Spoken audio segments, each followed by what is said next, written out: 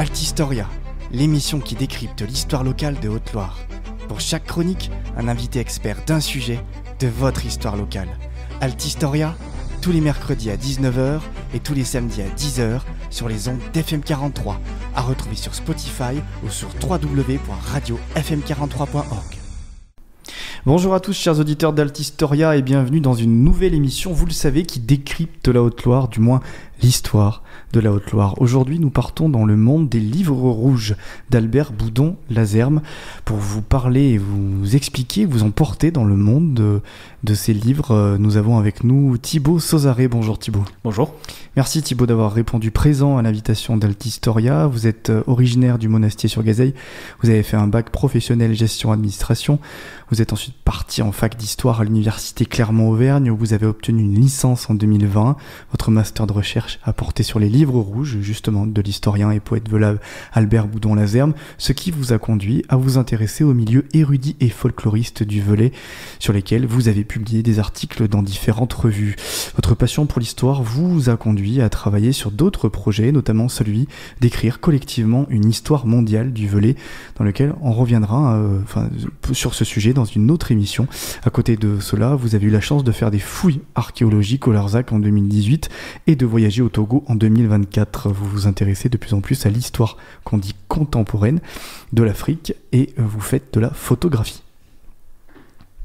Merci beaucoup Thibaut d'être avec nous aujourd'hui. Les livres rouges d'Albert Boudon-Lazerme. Tout d'abord, pour rappeler, pour contextualiser, on va dire, le sujet, rappelons à nos auditeurs qui est Albert Boudon-Lazerme. Albert Boudon-Lazerme, c'est quelqu'un qui est né à la fin du 19e siècle, en 1882. Il est né dans une famille appartenant à la bourgeoisie ponote, qui est à la fois présente dans le domaine de la justice. Son père est avoué, son oncle paternel est avoué, mais qui est aussi une bourgeoisie érudite. L'un de ses oncles est un généalogiste reconnu, son père est quelqu'un qui est reconnu lui pour ses travaux de géologue, qui participe à la société académique du Puy d'Alors. Et Boudon va lui-même faire du droit, il va marcher dans les traces de son père, mais ne va jamais exercer, il va consacrer sa vie à ses passions, à l'histoire, à la généalogie, un peu à l'archéologie, au folklore, on l'a évoqué à l'instant, et aura la chance de ne jamais travailler, donc il va en profiter pour s'y consacrer pleinement et publier une œuvre pléthorique de dizaines et de dizaines d'ouvrages. Et il décédera donc en 1967 à l'âge de 85 ans, laissant derrière lui une œuvre assez importante. Alors justement, comment est-ce qu'il a eu le temps de réaliser des écrits aussi prolifiques ? Concernant les livres rouges, il a le temps, tout simplement parce que c'est un Boudon-Lazerme assez âgé. Pour le coup, les livres rouges ont été écrits dans les années 50-60, mais ne sont pas des livres publiés. C'est une méthode d'archive qui rassemble en fait des ouvrages qui sont à la base des ouvrages vierges. Il fait lui-même la reliure, il y insère le papier, et à partir de ça, il va écrire dedans. Il va y coller des photographies, coller des dessins, il va coller ses relations épistolaires, il va même y mettre des menus à l'intérieur, donc sur le coup ça peut un peu surprendre comme source, mais c'est des sources souvent très, très enrichissantes. Et ce livre rouge, il est constitué de sorte à en fait réunir une sorte de mémoire de son existence, de son temps, avant que cela disparaisse, pour pouvoir le transmettre à sa famille. Et le temps, il le trouve tout simplement parce que déjà il a l'argent pour, en principe, à l'époque, et il a sa demeure, le bruit de marqueur à l'entrée de Brive, où il peut faire tout ça.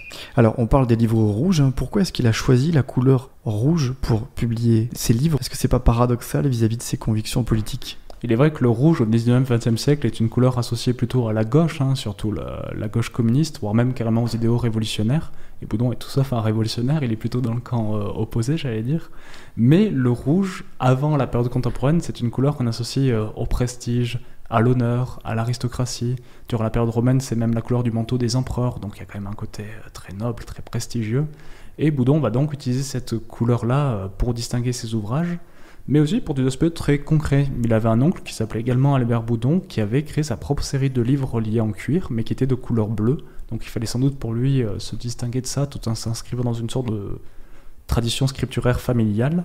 Et d'un autre aspect très concret, le rouge semble très bien se fixer sur le cuir, d'autant plus que la tranche contient des lettres qui sont de couleur dorée, donc jaune, et le jaune se reflète très bien sur le rouge. De quoi traitent ces livres rouges d'Albert Boudon-Lazerme ? Est-ce que c'est un mémoire ? Il traite de thématiques très variées. Ils ont un côté mémoire. Boudon n'a pas publié de mémoire, mais cette série qui contient des dizaines et des dizaines de volumes sont le réceptacle de sa mémoire, en tout cas en tant qu'individu. Il y parle de sa jeunesse, il y parle de sa famille, il y parle de ses idées politiques, il y parle de ses créations, de ses recherches. Donc il y a une vocation de mémoire, mais qui dépasse malgré tout l'individu Boudon-Lazerne. En évoquant sa famille, justement, ça s'inscrit dans un cercle plus large. Il parle aussi de ses amis, il colle même ses relations épistolaires, donc ça nous permet de se faire une idée de son réseau. Il parle du Velay d'alors, qui connaît des changements énormes. Quand Boudon-Lazerne naît, en tout cas en Haute-Loire, il y a à peu près 300 000 habitants.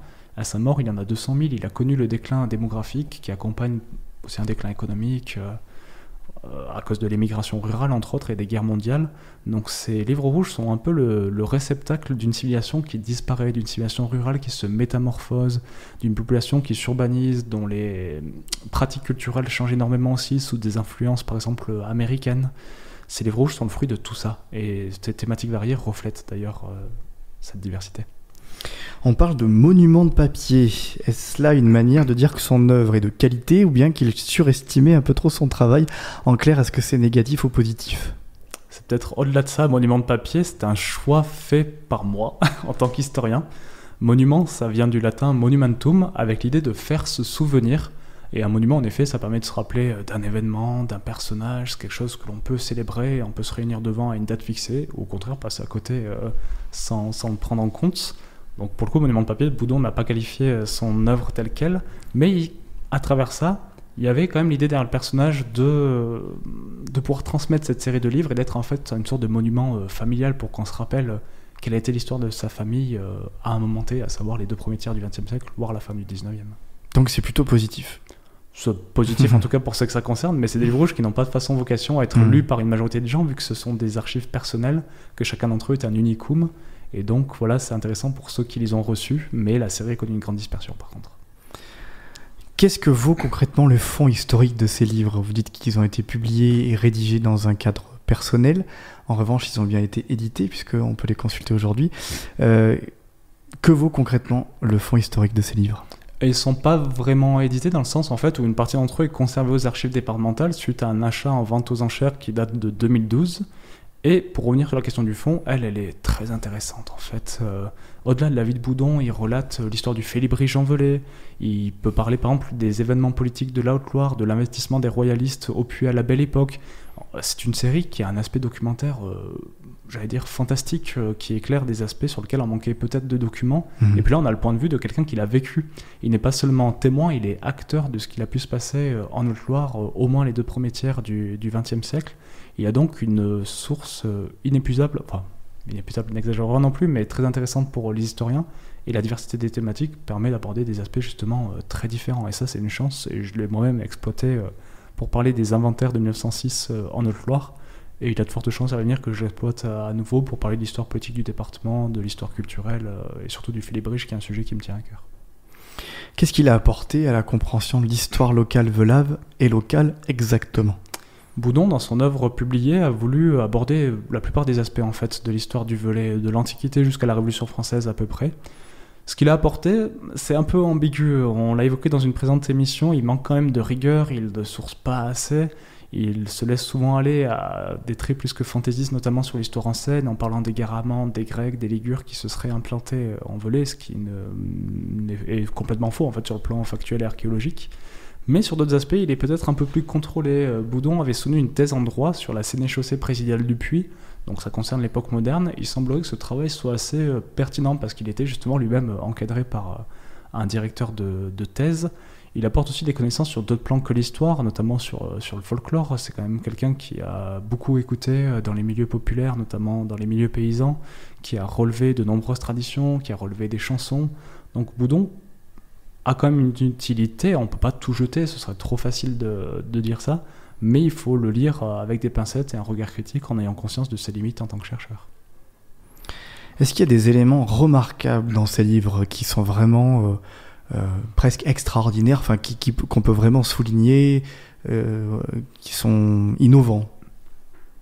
C'est une question difficile parce qu'on a tous une sensibilité différente. Pour moi, en tout cas, c'était remarquable dès que j'ai ouvert le premier livre rouge, cette profusion de documents, de dessins, mais très recherchés parfois, de relations épistolaires qui témoignent du réseau important du personnage, c'est une façon de le reconsidérer, de démonter l'idée reçue du petit érudit tranquillement installé dans son manoir et qui fait quelques recherches de terrain. Non, ça montre que Boudon doit se comprendre au-delà du volet, et c'est en ça que c'est remarquable d'ailleurs. Et même l'objet en tant que tel est remarquable. Consacrer des années à façonner des reliures en cuir rouge, faire des dorures, les compléter, en soi c'est un travail remarquable. En fait, c'est un objet qui est remarquable, et en tant qu'historien on pouvait l'étudier rien que pour ça. On pouvait étudier l'objet pour ce qu'il était, pour sa conception, pour sa dispersion, pour ses utilisations, plus que pour son fond. Et c'est d'ailleurs un peu la démarche de mon mémoire d'alors. N'y a-t-il pas là une démarche un peu mégalomane ? Je dirais que c'est tout l'inverse. Je dirais qu'en fait, c'est une démarche qui est le fruit de l'inquiétude du personnage qu'une mémoire ne soit pas transmise. On l'évoquait, que les livres rouges étaient le support de cette civilisation rurale qui disparaît. C'est aussi le support de la mémoire du personnage, de la mémoire de sa famille. Et je pense que cet individu avait une grande crainte que cela ne se transmette pas. Dans le milieu auquel il appartient, qui est cette bourgeoisie ponote, la mémoire familiale, c'est quelque chose de central dans les familles aristocratiques, bourgeoises. Il y a une mémoire familiale que l'on peut transmettre par des documents, à l'inverse des milieux ouvriers ou paysans, où c'est déjà bien plus compliqué, parce que les pratiques d'écriture ne sont pas les mêmes à cette époque, où on transmet davantage par l'oralité, ou par des souvenirs en tout cas. Donc ces livres rouges sont plutôt le fruit justement de cette inquiétude, de la peur que l'on oublie ce qu'a été par exemple la famille Boudon au XXe siècle, voire au XIXe siècle, parce qu'il parle aussi de ses parents qui sont nés à peu près moitié du XIXe. C'est pas tant une démarche mégalomane qu'une démarche de mémoire, une démarche mémoriale. Presque une démarche d'inquiétude sur ce qui restera. C'est ça, oui. Ouais. Boudon voit la France qui change et il sait que des grands bouleversements sont à venir. Il voit bien que le bâti moderne va remplacer le bâti ancien. Il voit bien que de plus en plus de ruraux émigrent dans les grandes villes. Il voit que les pratiques culturelles changent, notamment autour de la langue occitane, qui est certes encore parlée dans les marchés ou dans les milieux villageois, mais il sait que le passé est désormais derrière, en fait, que l'avenir sera une sorte de compromission, de bouleversement, de disparition, et ça, autant le coucher sur papier tant qu'il peut encore, mais il n'est pas le seul. À cette époque-là en France, c'est une époque où on commence à enregistrer des anciens, des anciennes, parce qu'on sait que désormais à l'avenir les choses seront très différentes. La muséification de sa demeure, voulue par certains adeptes, du moins certains partisans, traduit-elle une influence persistante d'Albert Boudon-Lazerme sur le territoire vlave ? Oui, on l'évoquait dans une autre émission. Boudon-Lazerme est toujours quelqu'un de présent dans les esprits. Il est souvent cité dans la presse locale. Son œuvre a été rééditée. Et sa demeure, qui est quand même assez monumentale pour le coup, se trouve à l'entrée de Brive-Charensac. Elle a un certain cachet. Malheureusement, elle est assez endommagée. Mais certaines personnes aimeraient pouvoir la conserver. Ça témoigne, de l'excentricité du personnage. Dans sa maison, il y a quand même une chapelle où on peut voir graver des figures gauloises. Il a voulu reconstituer la façade de la cathédrale du Puy. C'est une maison quand même qui ne ressemble pas aux autres, d'autant plus qu'aujourd'hui le Breuil-de-Marqueur est entouré de lotissements. Et j'ai rien contre les gens qui habitent dans les lotissements, mais ces maisons se ressemblent beaucoup, alors que le Breuil-de-Marqueur se distingue à l'entrée de Brive-Charensac. Il y a la volonté peut-être de se rappeler de ce personnage atypique de cette commune et de notre département en général. Cette muséification, elle est planifiée ou ça reste un projet qui est encore inabouti ? Pour l'instant, c'est inabouti, il n'y a pas de démarche en vue de ça, et la vérité, c'est que ça demandera un investissement très fort, parce que les travaux ont l'air très importants, et cela demandera des sommes assez conséquentes. Donc aujourd'hui, elle est toujours présente, son ancienne demeure, elle appartient à qui d'ailleurs ? Elle appartient à un particulier que je ne nommerai pas, par respect des personnes privées. Elle n'est plus à la famille ? Elle n'est plus à la famille, par contre, depuis les années 80. Un autre mot sur ces livres rouges, Thibaut ? Une bonne découverte, en tout cas, quand je me suis lancé là-dedans, c'était d'ailleurs notamment grâce à Didier Père, c'était le premier, donc actuel dirigeant des Quais de la Haute-Loire. Il m'avait parlé d'une série de documents en cuir rouge qui relataient la vie de Boudon et qui semblaient être d'une grande richesse, mais qui n'avaient jamais vraiment été étudiés. Et pour moi, ça a été très formateur, parce qu'il a fallu partir à leur recherche. J'ai très vite compris que les 21 livres rouges des archives départementales ne constituaient pas toute la série, donc il a fallu à l'époque contacter des descendants, faire pas mal de bornes en voiture pour aller les étudier, réfléchir, parce que quand on a des dizaines de livres comme ça qui font chacun des centaines de pages, c'est assez conséquent, et surtout pour quelqu'un qui commence à construire sa démarche d'historien. Quand j'ai commencé mon mémoire, j'avais 21 ans, donc je manquais beaucoup d'expérience, mais bon, c'est en forgeant qu'on devient forgeron. Et les livres rouges m'ont énormément apporté, et aujourd'hui ils me questionnent encore. Je suis persuadé qu'il en reste d'autres à trouver. Malheureusement, j'ai d'autres chantiers en cours, et je suis sûr que ça restera une manne pour les historiens pendant des décennies encore, pour réfléchir à des aspects de l'histoire du Velay au 19e, 20e siècle. Ça, c'est sûr. Merci beaucoup Thibaut d'avoir accepté notre invitation à Altistoria. Merci. Merci à vous, chers auditeurs. Vous êtes de plus en plus nombreux à nous écouter et ça nous fait chaud au cœur.